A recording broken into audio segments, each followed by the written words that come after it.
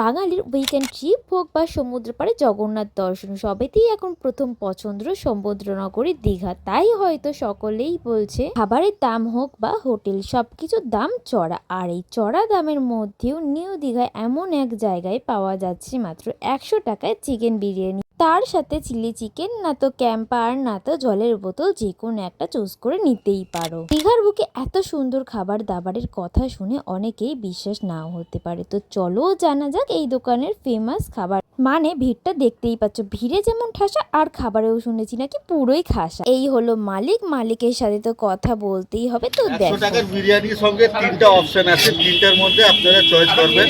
একটা থাকে chilli chicken, থাকছে 5 পিস, নাকি জলের বোতল 1 লিটার আছে, অথবা জল না নিলে আপনার সঙ্গে একটা ক্যাম্পা আছে কোল্ড ড্রিঙ্ক। প্রত্যেকদিন দোকান খোলা? প্রত্যেকদিন দোকান খোলা। দোকানের সময় হচ্ছে 11টা থেকে রাত 12টা পর্যন্ত।